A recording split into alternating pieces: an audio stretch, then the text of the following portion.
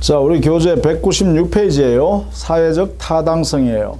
자, 그 밑에 보면 이 사회적 타당성은 바로 103조 사회 질서와 관계되는 내용의 거래행위를 함에 있어서 사회 질서에 위반되는 내용의 법률행위를 하게 되면 그 법령에는 효력이 없다, 무효다 이래놨죠. 그게 103조예요. 볼까요?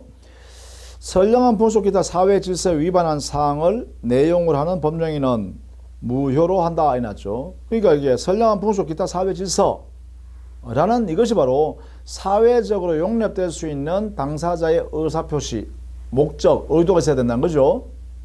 즉 당사자의 의도가 사회에서 용인될 수 없는 내용으로 이루어지면 결국은 사회 질서를 위반하게 되고, 사회 질서를 위반하게 되면 사회 질서가 흔들릴 수 우려가 있으니까 그러한 의도로서 하는 행위는 효력을 인정하지 않겠다라고 민법에 선언한 거예요.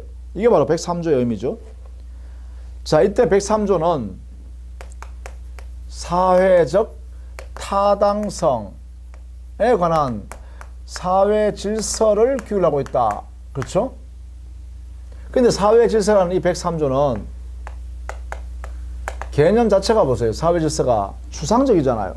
그래서 일반 조항으로서 일반적이고 제왕 조항으로서 또는 백지 조항이라고 그래요. 왜냐하면 이 개념 속에는 많은 내용이 포함될 수 있기 때문에 그렇습니다. 그래서 포괄적으로 규정되어 있는 이 내용의 규정을 구체화할 필요가 있죠. 이 구체화를 판례가 구체화해주고 있습니다. 자, 이때 이 103조 사회질서 위반, 사회질서에 합당히 한 목적을 갖추라 하는 이것은요, 바로 개인의 사적 자치를 일정한 범위에서 제한하고 있죠. 즉 사적 자치 한계를 설정해 주는 거예요.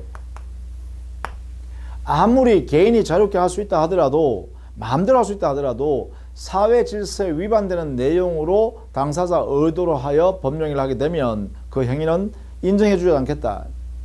이게 민법이 선택한 것이죠. 그래서 사회 질서를 유지하려고 하는 거죠. 그래서 이걸 103조는 사적 자치의 한계를 규정하고 있다.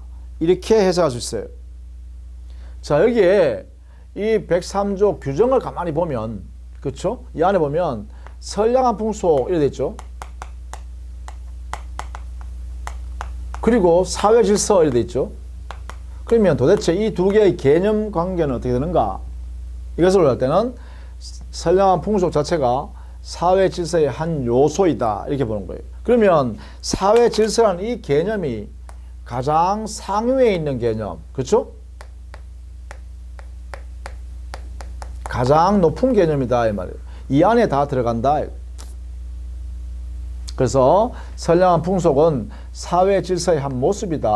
뭐 이렇게 정의를 하면 되겠죠. 사회 질서 한 모습이다. 이렇게요. 자, 그러면 문제는 뭐냐면 이 사회 질서의 구체화를 이해해야 됩니다. 그것은 곧 판례를 좀 살펴봐야겠는데, 그 사회 질서 안에 있는 개별적 구체적 기준들을 우리 판례가 하나씩 정리했고, 그것을 사회질서 위반의 유형에 쓰고 그 구체적 예를 우리 판례가 인정하고 있어요. 자, 196페이지의 제일 밑에요. 자, 구체화입니다. 구체화. 첫 번째 구체화 기능은 바로 정의관에 반하지 말라는 거죠. 정의관에 합치되어야 한다. 정의관이란 것은 범죄와 관련되는 것을 하지 말라는 거죠. 범죄행위와 관련되면 안 된다 이런 이야기예요. 그런 내용들을 거기에 쭉 모아놓은 것들입니다. 예컨대 증언의 대가로서 통상의 범위를 초과하는 내용의 대가를 지급하기로 약정하게 되면 증언하는 사람한테 진실을 말하는 것이 좀 위압을 되겠죠. 돈을 많이 받는데 그 사람한테 좀 유리하게 이게 증언해 줄 우려가 있잖아요. 그러면 대한민국의 판사님들의 이 판단을 흐리게 할 수 있잖아요. 진실대로 판단할 수 없게 할 그런 위험이 초래하겠죠. 그래서 이러한 약정하지 못하게 해버려요. 또 작물을 사주겠다는 약정, 이게 뭐예요? 작물이라는 것은 뭐예요? 범죄행위로서 재물에 관한 범죄행위를 하라는 거잖아요. 그러니까 이 작물 사주겠다는 약정을 함으로써 이 범죄행위를 부추기는 행위를 하게 되겠죠. 그렇기 때문에 이런 약정도 역시 효력이 없다. 이렇게 정하는 거예요. 또 밀수자금에 쓰기 위해서 돈 빌린다든가 이런 것들요. 다 알려져 있다면 당연히 이것도 안 된다. 경매 입찰을 담합하는 것. 그러면 경매 입찰은 뭐예요? 공정하게 경쟁을 해야 되잖아요. 그런데 담합을 해버리면 어떻게 돼요? 이 경매나 입찰의 의미가 없죠? 이러한 절차 자체가 허물어지잖아요. 그래서 사회질서를 위반하게 된다 이런 거죠. 자, 이런 식으로 여러분 봐두시면 되겠어요. 그 다음에 정의관에 있어서는요, 부동산의 이중매매 있을 때요. 이 이중매매에서 제2매수인이 두 번째 매매한 사람 있죠? 두 번째 매수한 사람. 이 사람이 적극 가담했다면, 적극 가담행위 해버리면 이때 이렇게 되면 제2매매 계약이 사회질서 위반 103조에 반하다. 여기에 해당된다. 해야 되는 거예요. 그래서 제2매수인의 적극 가담 행위가 있으면 이 제2매매 계약은 103조의 적용을 받아서 무효인 매매 계약이 돼요. 이렇게요. 적극 가담 행위라는 것은 뭐냐? 적극적으로 종용을 한다든가, 종용, 또는 적극적으로 요청을 한다든가, 또는 적극적으로 회유한다든가, 적극적으로 권유한다든가, 이런 등등의 행위를 적극 가담 행위라 그러고, 이런 행위를 제2매수인이 매도인한테 계속 이렇게 했다라고 하면 그때는 그 제2매매 계약이 사회질서 위반으로서 무효다 이렇게 평가한다는 것이죠. 자, 그 다음 두 번째 기준이죠. 윤리관에 반하지 마라. 대한민국의 가정윤리, 사회윤리를 해치는 행위 자체도 사회질서를 위반한 행위다 이 말이죠. 여기는 가정윤리에서 첩계약 관계 되는 거죠. 일부 일처제를 해칠 우려가 있는 행위가 바로 첩계약이죠. 이런 것들을 하면 안 된다 이 말이죠. 그렇죠? 이게 무효라는 것입니다. 또 자식이 부모를 대하여 자식이 부모에 대해서 부모가 자기를 가르치려고 교양하기 위해서 이렇게 해초됐다고 해서 손해배상 청구한다든가 이것도 인정할 수 없죠. 천륜에 반한다 이거죠. 뭐 이런 식으로 정리할 수 있겠다. 그 다음에 세 번째요. 개인의 자유를 침해하는 경우입니다. 침해하는 약정. 개인의 자유를 극도로 침해하는 것도, 즉 내가 이 회사에서 퇴직하면 어떤 직업도 갖지 않겠다. 내 이 회사에 목숨을 걸겠다. 이런 약정 안 된다는 거예요. 직업 선택의 자유를 침해하는 것이죠. 이런 거라든지 내 평생 동안 결혼하지 않겠다. 혼인하지 않겠다. 라고 약속하는 거. 또는 나는 평생 이혼하지 않겠다. 이런 약속하는 거. 이건 뭐예요? 개인의 자유를 침해하는, 극도로 침해하는 행위이기 때문에 그 약정 자체가 무효다. 이렇게 했죠. 자, 그 다음 네 번째요. 지나치게 사행행위에 관련되는 것. 사행행위. 사행. 이것은 도박과 관련되는 것입니다. 도박. 도박 행위 하지 말라는 거죠. 이와 관련된 행위 하지 말라는 거예요. 도박. 이걸 사행행위라고 하죠. 그래서 뭐 예를 들면 투견이라든지 뭐 이런 것도 있죠. 전부 다 그 안에서 일어나는 서로 약정은 무효란 거예요. 도박하면서 돈을 다 잃으니까 어떻게 해요? 또 돈을 빌려가지고 또 그 자리에서 돈을 빌려가지고 딴 사람한테 빌려가지고 또 도박해서 또 떼이고요. 또 잃어버렸어요. 그러니까 뭐예요? 이번은 외상하죠. 내가 집 팔아서 내가 줄게. 집 잡힐게 내가. 이렇게 해서 외상으로 지금 도박하죠. 그래서 또 져버렸네. 또 떼어버렸네. 그럼 이 사람은 계속 채무가 생기겠죠. 돈 빌려 도박했고 집 잡혀가 할 테니까 일단 도박하자 해가지고 했죠. 이런 경우 전부 다 뭐예요? 도박상 채무가 발생하죠. 근데 도박상 채무는 채무가 아니라는 거예요. 왜? 무효니까. 그렇죠? 도박 채무, 도박 채권은 법적으로 권리 의무 관계가 아니다. 이 말이겠지. 그 다음에 다섯 번째. 이게 있을까요? 생존의 기초가 되는 재산을 처분하는 약정 자체도 사회질서 위반으로 무효다. 생존 기초재산입니다.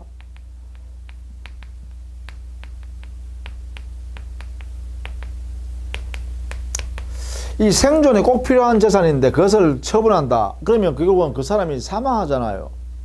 그것을 법이 도와줄 수 없죠.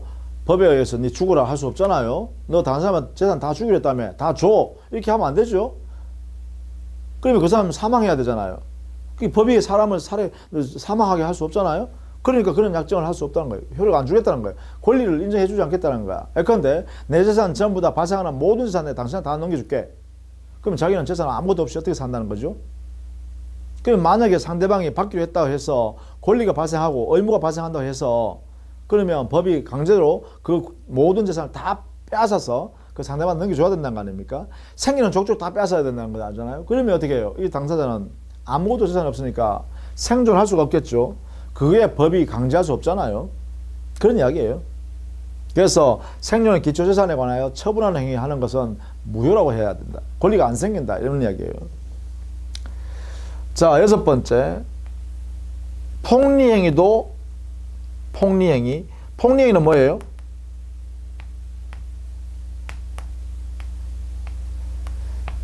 이익을 취득하는 것이 사회적으로 용인될 수 없는 이익을 취득한다. 이게 폭리행위죠. 사회적으로 용납되지 않는 이득을 혼자 취득하는 것을 폭리행위라 그러죠. 사회적으로 인정되지 않으니까 이것도 뭐예요? 사회질서 위반한 행위란 거예요. 이 폭리행위를 우리 민법에는 104조의 명문으로 규정을 뒀어요. 어떻게 했냐면 불공정한 법률행위 이렇게 해요.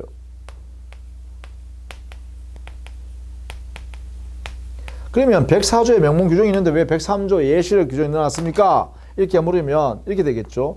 104조 폭리행위에 해당되는 불공정한 법령이란 이 104조는 103조의 일반적, 제왕적 백지 규정에 예시로 보여주는 규정이다. 이렇게 한 거예요. 104조는 103조의 예시 규정으로서 우리 민법이 예를 들어서 하나 만들어 놨다 이 말이죠. 이렇게 해요. 그래서 104조는 103조의 한 예입니다. 이렇게 해석합니다.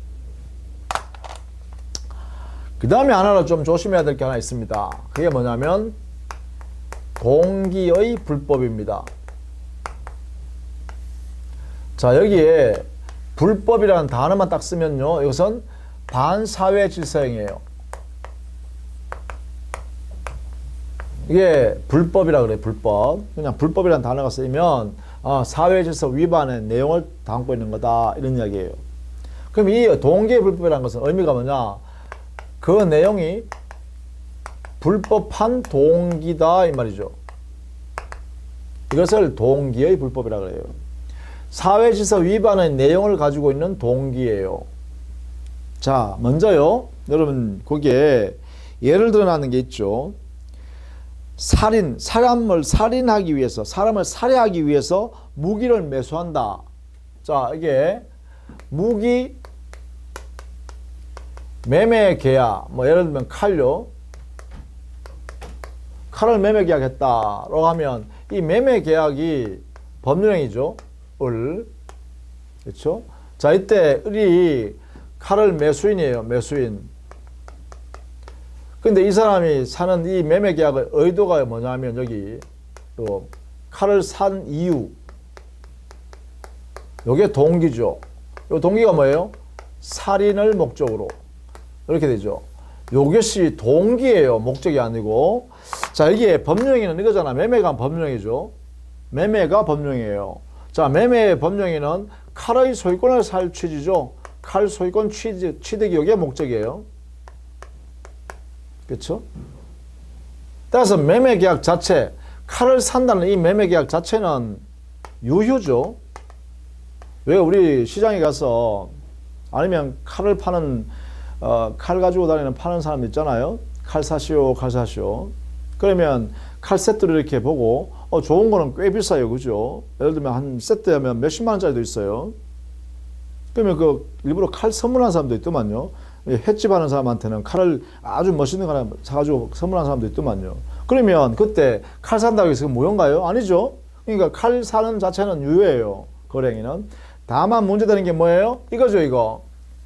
이 을이라는 사람이 횟집 하는 사람한테 칼을 사주기 위해서 산다든가 이런 거는 문제 안 되잖아. 그죠? 그러나 사람을 살해할 이유를 가지고 샀다 하면 이게 뭐예요? 이게 사람을 살해한다는 게 뭐야? 사회 질서에 반하죠. 반사회 질서죠. 그죠?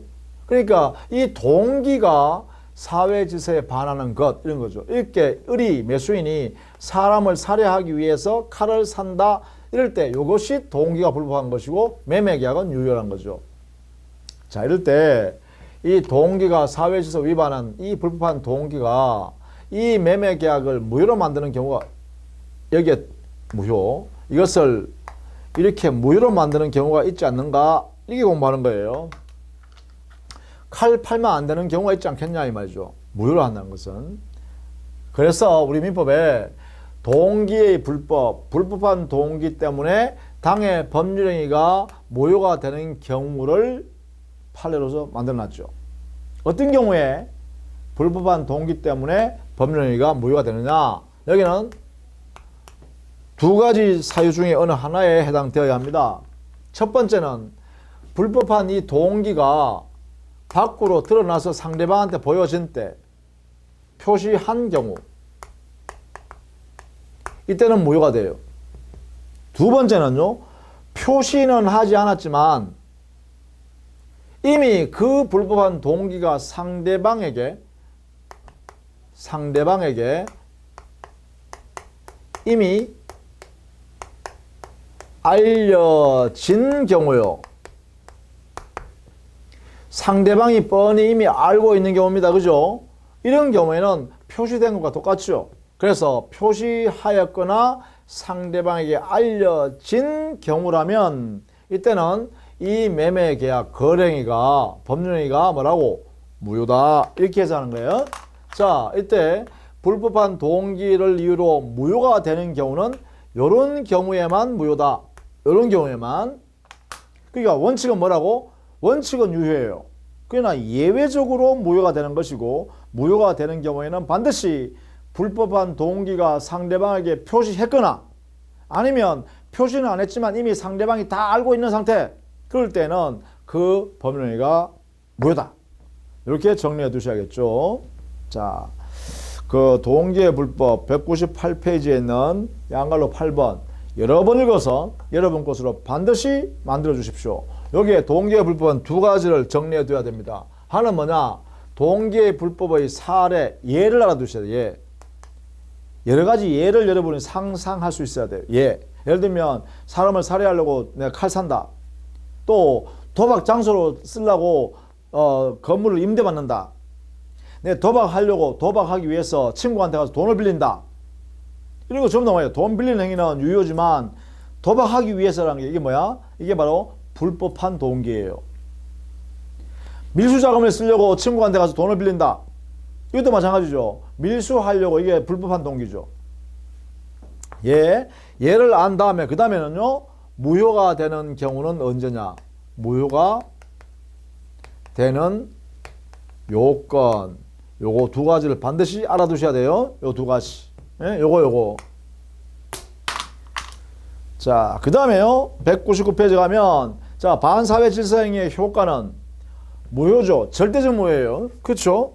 이 행위는 만약에 여기에 위반되었다라고 하면 민법 103조 규정에 의해서 반한 약정이다 하면 무효인 약정이다 이렇게 해요. 이 무효는 절대적 무효이기 때문에 모든 사람에 대해서 무효이고 확정적 무효예요. 이 무효는 확정되어 있는 무효예요. 따라서 무효행위 추인도 할 수 없고 무효행위 전환도 할 수 없습니다. 이것은 다른 걸로 바꿀 수도 없어요. 인정해 주겠다 약속한다고 해서 약속되는 게 아니야. 추인이 안 돼. 또 다른 걸로 바꾸자 이것도 안 돼. 자, 이때 무효이기 때문에 그 거래행위가 사회에서 위반이기 때문에 무효이기 때문에 무효인 행위잖아요. 무효행위니까 이행할 필요가 없습니다. 이행할 필요가 없다.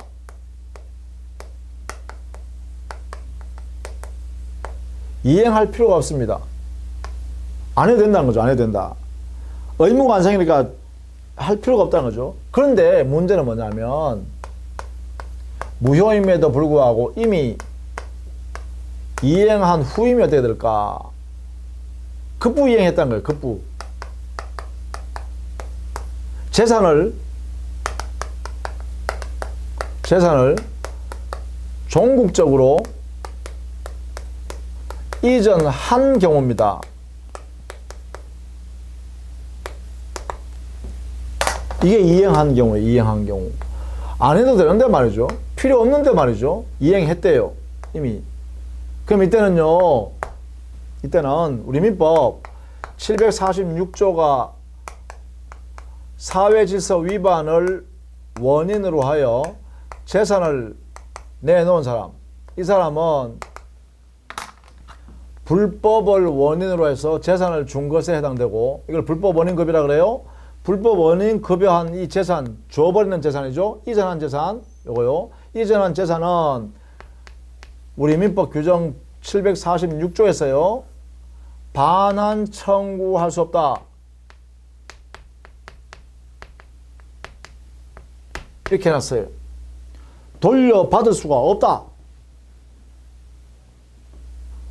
반드시 알아두셔야 돼. 그럼 이걸 정리하면 이렇게 되죠. 103조 무효인데도 불구하고 이미 이행을 해버렸다면 반드시 746조가 이렇게 적용되어서 반환 청구권이 인정되지 않는다. 이렇게 되고 영원히 그 재산은 돌려받을 길이 없다. 공식입니다. 공식. 이렇게 정리해야 합니다. 그것이 여러분 교재에는 거기에 양갈로 2번요. 199페이지에 양갈로 2번에 보시면 이행 전이라면 법령이가 무효이니까 이행할 필요가 없습니다. 그러나 이미 이행한 후일 때는 746조 본문에 불법 원인 급여라는 규정이 있고, 이 규정에 의하면 불법을 원인으로 해서 재산을 급부 이행을 다 했다면 그 내용은 부당이득 반환을 청구할 수 없다. 이렇게 하면서 소유권에 기한 반환 청구든 하여튼 반환 청구는 인정하지 않겠다라고 규정하고 있어요. 이것을 우리 판례도 그대로 인용하고 있습니다. 그래서 이게 조심해야겠다. 그죠? 이 부분. 자, 이렇게 정리해 두시면 되겠죠. 자, 그 다음에 그 하단에 정리 파트가 있어요. 부동산 이주 매매가 되었을 때 이 법적 정리를 어떻게 할 것인가 라는 것입니다. 특히 제2 매수인이 적극 가담한 경우죠. 자, 이것만 정리를 좀 잘 해두시기 바랍니다. 이건 사례 문제로 나올 수도 있기 때문에 그렇습니다. 여기서 적극 가담 있는 경우입니다. 자, 이렇게 되면 이렇게 되겠죠. 갑이라는 사람이 자기 토지를 을에게 10억에 제1 매매 계약을 했네요. 처음으로. 그러면 제1 매수인 을이죠. 1 매수인. 이렇게 했죠. 근데 이것을 계약이 이루어진 이후에 말이죠. 병이라는 사람이 제2 매매 계약을 해서 20억을 주겠다고 이렇게 제시했네요. 그러면서 안 팔려고 갑이 못 판다. 얘가 계약했으니까. 이런데 불구하고 병이 이 갑에게 적극 가담했다는 거예요. 그러니까 종용을 하고 자기한테 팔라고 적극적으로 요청을 하고 또 회유를 하고 뭐 이렇게 했다는 거죠. 계속 이렇게. 그러니까 이 사람이 그러면 팔겠다라고 이렇게 했다는 거죠. 자, 이때 이 제2 매매 계약, 이것은 제2 매수인의 적극 가담 행위에 의하여 발생한 매매 계약이기 때문에 이것은 103조에 해당되어 무효가 된다. 그죠? 이렇게요. 적극 가담 행위가 있기 때문에 사회 질서 위반으로 이 매매 계약은 무효가 돼요. 자, 그런데 보세요. 병은 20억을 지급하고 이 소유권 등기를 이렇게 넘겨놓죠. 이렇게. 병한테 이전 등기해준다. 이 말이죠. 등기를 해놨어요. 자, 여기서 이제 우리는 무효의 효과를 정리해야 됩니다. 제2 매매 계약이 무효이기 때문에 병이라는 사람은 갑으로부터 소유권 가져올 수 있는 권리가 없잖아요. 그래서 소유권 권리를 받을 권리가 없기 때문에 병은 제2 매수인은 소유권 취득할 권리가 없습니다. 따라서 등기 전 되어 있어도 이 사람은 소유권자가 아닙니다. 등기는 병 앞으로 등기가 되어 있으나 소유권자는 인정할 수 없다는 것이 요 무효의 의미입니다. 무효 때문에 병은 소유권을 취득할 수 없다. 소유권 없어요. 이 사람은. 소유권 인정 안 돼요. 법적으로. 자, 그러면 여기에 있는 이 제1매매계약은 유효한 매매계약이잖아요. 유효한 매매계약이니까 이런 갑한테 야 소유권 내놓으세요 할 수 있는 권리가 있죠. 청구권을 행사할 수 있는 채권자예요. 이 사람은. 그러면 채권자이고 채무자예요. 이 사람이. 채무자는 이 사람이 소유권 없는 사람이니까 얘는 소유권을 돌려줘야죠. 이렇게 을한테 넘겨줘야 되죠. 넘겨줘야 돼요. 따라서 여기에 갑이라는 사람은 제1 매수인에게 소유권 이전을 해주기 위해서 이 등기를 말소하라 이렇게 청구해야 돼요. 자, 병 앞에 있는 등기는 말소해라 라고 청구권을 행사해야 돼요. 그런데 이때 갑이 청구하는 것이 아니라 을이라는 사람이, 채권자 을이라는 사람이 갑 매도인을 여기에 대신해서, 이것을 대위라 그래요. 이렇게 매도인을 대신해서 이 권리를 직접 행사하는 거예요. 왜냐하면 이 갑이라는 사람은 돈을 20억 받아놨으니까 병한테 등기 말소해라 안 하겠죠. 그러니까 채권자인, 갑의 채권자인 을이 자기의 권리를 소유권 이전 등기를 해오기 위해서 갑을 대위해서, 이거 잘 알아두셔야 됩니다. 대위해서, 대신해서 이 말이죠. 대위해서, 이렇게 대위해서 갑의 요 권리 행사할 수 있는 것을 을이 행사하는 거예요. 그래서 갑 대신 여기 을이 앉아가지고 하는 거죠. 이렇게. 그래서 채권자가 대위에서 행사한다. 이것을 채권자 대위권 행사라 그래요. 을의 갑의 자리에 앉아서 갑이 행사해야 할 권리를 이렇게 대신 야 병리 등기 마소해 이렇게 하는 것을 채권자 대위권 행사라 그래요. 이걸 우리 민법에는 404조에서 인정하고 있다는 거예요. 법 조문에. 그러면 채권자가 채무자 갑을 대신해서 갑이 행사해야 할 권리를 채권자가 행사하는 거죠. 이걸 대위권 행사라고 그래요. 이걸 통해서 이 등기를 말소하고 말소하면 여기에는 등기가 존재하게 되고 이 등기를 이렇게 이전 등기에 올 수 있는 권리를 통해서 가져오겠죠. 그렇게 해서 이 사람이 소유권 취득할 수 있게 됩니다. 그래서 결국은 제1 매수인이 소유권 취득하는 방법, 제1 매수인 소유권 취득하는 방법은 이렇습니다. 매도인을 대위하여 제2 매수인의 등기를 말소 청구한다. 이렇게 해요. 그러면 이 말 속에는 뭐냐면 이 말 속에는 제1 매수인이 제2 매수인한테 직접 등기를 말소하라고 청구할 수 있는 권리는 인정될 수가 없다라는 뜻이에요. 직접은 안 된다 이 말이에요. 그럼 뭐로 해야 된다? 반드시 매도인을 대위해서만 할 수 있다라고 하는 것이 이게 우리 법원, 대법원의 판단이다 이 말이에요. 요것만 인정해요. 그래서 이걸 인정 안 하겠다는 거죠. 이렇게. 그래서 을이 직접 병한테 야, 이 등기 말소해 라고 한다든가 을이 직접 병한테 등기 내한테 가져와 이런 권리를 이렇게 직접 행사할 수 없어요. 오로지 뭐만? 대위만. 요것만 인정하겠다는 거예요. 요것만. 요걸 알아두셔야겠죠. 그죠? 이렇게. 자, 이것이 이제 이중매매의 법리입니다. 이중매매. 자, 요걸 꼭 알아두셔야겠다라는 것이에요. 그것을 우리는 199페이지에 거기에 내용을 정리해 놨죠. 자, 1번 매도인과 제1매수인 관계는 제1매매계약은 양가로 1번 유효하다. 그 다음에 양가로 2번 제1매수인은 제2매수인에게 매도인을 대위하여 소유권 반환을 청구할 수 있다. 자, 대위하여라는 말을 반드시 해야 됩니다. 만약에 직접 이런 말 쓰면 틀린다 이 말이지. 자, 그 다음 2번 매도인과 제2매수인과의 관계. 이건 이거죠. 이 두 사람 사이의 관계죠. 이게 갑이라는 사람과 병이라는 사람, 이 두 사람이 제2매매 계약의 당사자, 그렇죠? 이 사이에서는요, 103조니까 어떻게 돼요? 103조 무효니까 이게 적용되겠죠, 이거. 그렇죠? 103조임에도 불구하고 갑은 소유권 등기 넘겨줬고 병은 갑한테 대금 20억을 지급했잖아요. 그러면 종국적으로 서로 이행을 했잖아요. 이행했으면 뭐라고요? 746조에서 불법 원인 급여가 이루어졌기 때문에 서로 간에 반환 청구를 할 수 없다죠. 따라서 병은 갑한테 돈 20억 돌려주세요 할 수 없다.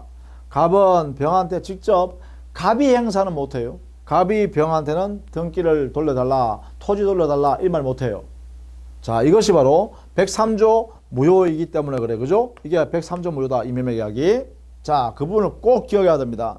2번 매도인과 제2매수인의 관계는 사회질서 위반의 무효이기 때문에 어떤 경우에도 반환 청구를 할 수 없습니다. 그 다음에 3번 제1매수인과 제2매수인 사이 관계는, 여기는 뭐라 했어요? 직접 등기는 청구 못한다 했겠지. 직접은 이 두 사람 사이에 직접 청구를 못해요, 그죠? 다만 제1매수인이 제2매수인한테 불법행위에 의한 손해배상 청구를 할 수 있어요.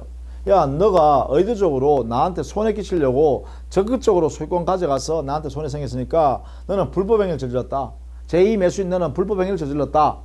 불법행위를 저질렀으니까 나한테 손해배상해라. 이렇게 갑이 병한테 손해배상 청구는 할 수 있다. 그 외에는 인정 안 합니다. 채권자 취소권이란 것도 나는 몰라. 인정 안 해. 오로지 뭐만 인정한다? 채권자 대위는 가능하다. 이렇게죠. 자, 이렇게 정리해 두셔야겠습니다. 그 다음에 200페이지에 가면 제일 위에요. 4번에 제2매수인으로부터 전득한 자의 지위이 일어났죠. 이 말은 무슨 말이냐면 이런 이야기입니다. 만약에 말이죠. 지금 현재 병 앞으로 소유권 이전 등기가 되어 있잖아. 등기는, 그죠? 그래서 제1매수인이 매도인 갑을 대위해서 제2매수인의 등기를 마수해서 자기 앞으로 이전 등기를 가져가기 전에는 등기가 아직 병 제2매수인 앞에 남아있잖아요. 이렇게 남아있단 말이에요. 병이 소유자로 등기부에 나타나 있단 말이에요. 그러다 보니까 여기에 있는 제3자가, 근데 정이라 할까요? 정이란 사람이 병한테 가서 야, 내가 돈 줄 테니까 네 그 토지 내한테 팔아라 이렇게 했단 거예요. 팔아라 하니까 이가 뭐예요? 병이 재빨리 소유권 등기를 정한테 넘겨줘 버렸단 거예요. 대금을 받고 병이 정한테 소유권 넘겨줬는데 이때 정은요 아무것도 모르고 이런 사실을 모르고 샀다는 거예요. 선의무과실로 아무것도 모르는 상태에서 샀다는 거예요. 돈 주고 병한테. 그럼 이 사람이 소유권 취득하는 거냐, 이게 문제 되겠죠. 정, 선의무과실인 정이 소유권 취득합니까? 이렇게 물어보면 이게 뭐예요? 이 무효는 절대적 무효, 확정적 무효잖아요. 절대적 무효니까 병한테도 무효요, 정한테도 무효죠. 정한테도 무효니까 이 소유권 없는 사람이니까 너도 소유권 못 취득한다. 이게 원칙이에요.